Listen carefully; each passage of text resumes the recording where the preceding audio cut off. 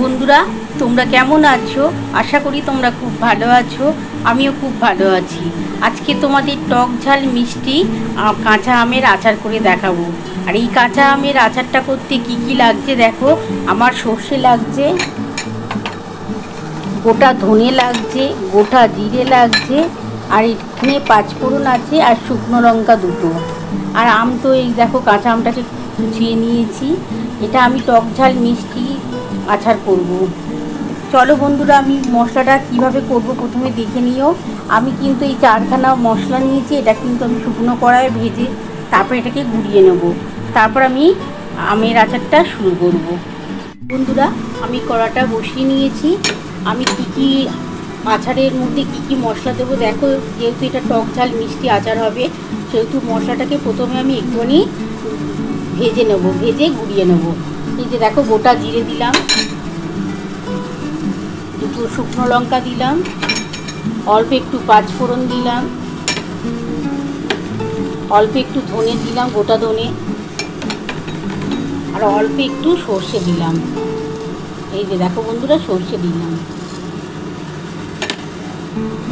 এটাকে অল্প করে একটু ভেজে নিতে হবে, তবে খুব বেশি ভাজবো না, তাহলে কালো হয়ে যাবে। অল্প একটুখানি ভেজে নিয়ে তারপর আমি এটা গুঁড়িয়ে নিচ্ছি। তোমরা দেখতে থাকো বন্ধুরা, কীভাবে টক ঝাল মিষ্টি আচার বানাবো আমি। আর এটা কিন্তু ভাতের সাথে খেতে, রুটির সাথেও কিন্তু দারুণ যাবে। এটা একটু ঝালঝালি করবো। বন্ধুরা দেখো, আমি কিন্তু সমস্ত মশলা একটু কড়াইয়ে নেড়ে নিয়েছি। এবার এটা গুঁড়িয়ে নেব। বন্ধুরা, আমার এইটা দেখো মশলাটা বাটা হয়ে গেছে। সমস্ত মশলা বেটে নিয়েছি, মানে গুঁড়ো করে নিয়েছি। এবার আমি কড়াটা বসিয়ে রেখে দিয়েছি। এর মধ্যে অল্প একটু সর্ষের তেল দেবো, অল্পটুকু সর্ষের তেল দেবো, ব্যাস, আর দেবো না। এবার এই তেলের মধ্যে একটু পাঁচফোড়ন দেবো, অল্প একটু পাঁচফোড়ন দিয়ে দিলাম।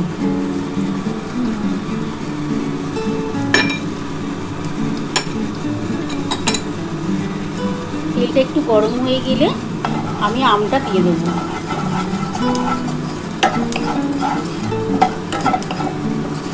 এটা গরম হয়ে গেছে, এবার আমগুলো আমি দিয়ে দিচ্ছি।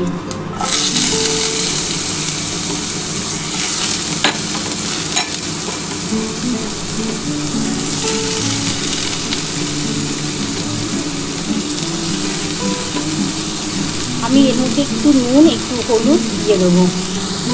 বন্ধুরা দেখো, আমি কিন্তু বিন নুন দিচ্ছি, এটা কিন্তু সাদা নুন দেবো না এর মধ্যে। বিন নুন দিলে কিন্তু এই আচারের টেস্টটা দারুণ হয়। অল্প একটু বিন নুন দিয়ে দিলাম।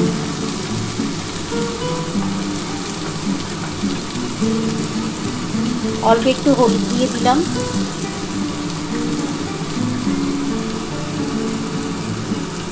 আর এটা একটু ঝাল ঝাল মিষ্টি মিষ্টি টক হবে তো, তার জন্য একটু ঝাল দিলাম। আমি দুটো শুকনো লঙ্কা ভেজে রেখেছি, আর অল্প একটু লঙ্কার গুঁড়ো দিলাম।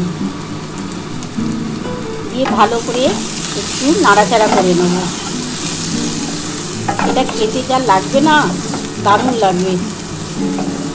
ভাতের সাথে তো দারুণ লাগবে, এমনকি রুটিতেও এটা খাওয়া যেতে পারে।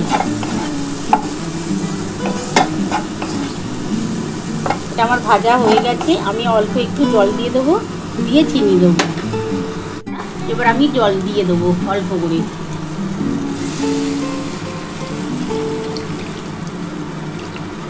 দিয়ে এবার আমি চিনি দিয়ে দেবো, দিয়ে ঢাকা দেবো।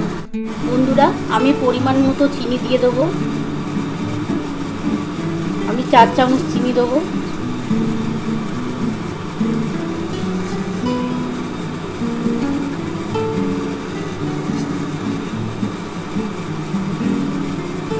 আমি 4 চামচ চিনি দিলাম। দিয়ে আমি ঢাকাটা দিয়ে দেবো। আমি ঢাকাটা দিয়ে দিলাম। আমি 5 মিনিট পর ফিরে আসছি।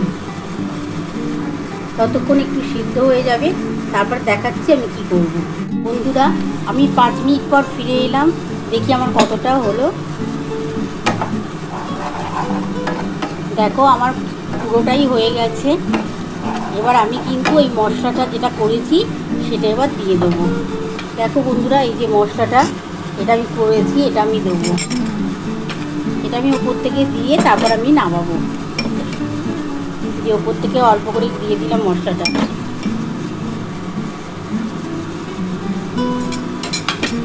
মশলাটা দেওয়ার পর কিন্তু এই যে টক ঝাল মিষ্টি আমের চাটনিটা দারুণ খেতে লাগে বন্ধুরা।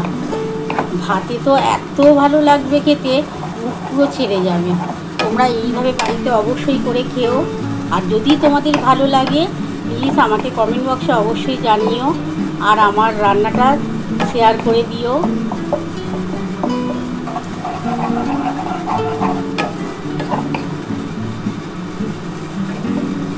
এবার আমি নামিয়ে নিই, নামিয়ে তোমাদের দেখাচ্ছি।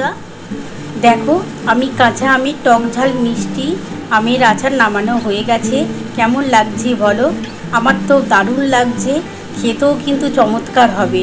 তোমরা বাড়িতে এইভাবে করে খেও। যদি তোমাদের ভালো লাগে প্লিজ একটা লাইক সাবস্ক্রাইব করতে ভুলো না। এরপর আরও নতুন নতুন রেসিপি নিয়ে তোমাদের সামনে হাজির হব। Thank you.